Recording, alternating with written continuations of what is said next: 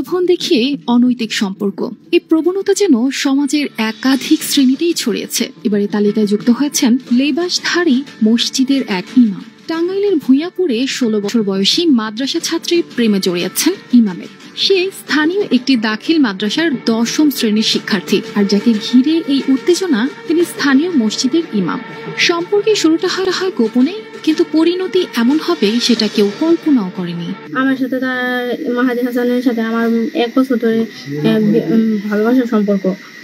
তার সাথে আমার সম্পর্ক বিয়ের চেয়ে বেশি হয়েছে। উনি আমার সাথে যে ব্যবহারটা করেছেন তার জন্য মরে যাম বিষ খেয়ে। না দেওয়ার কারণে লাস্ট মুহূর্তে হে যখনকার গেট খুললো না, তখনকার তারাই যাহেরা সবাই যাহেরা গেট করে ব্যাকে রেডি করে বাই করতে গিয়ে আমার খাটের তলে দেখে। সিদ্ধান্তে ছিলেন অবিচল। তিনি সেদিন রাতেই শুরু করেন অনশন। সাফ জানিয়ে দেন যদি বিয়ে না হয় তবে আত্মহত্যার পথই তার সামনে খোলা। আর ইমাম, তিনি প্রথমে সব অভিযোগ অস্বীকার করলেন, বললেন মেয়েটির সঙ্গে তার কোনো সম্পর্কই নেই।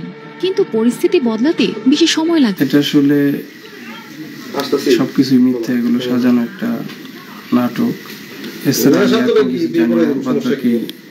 মেয়ের সাথে আমার কোনো সম্পর্ক নেই। মেয়ে যে বলতেছে সম্পর্ক আছে, আমার কোনো সম্পর্ক নেই। কিন্তু আমার রুম খোলা ছিল, আমি বাথরুমে গেছিলাম। এবার কখন কোন সময় ঢুকছে এগুলো আমি কিছু জানি না। তবে বিয়ের পরপরই নবদম্পতি আত্মগোপনে চলে যান।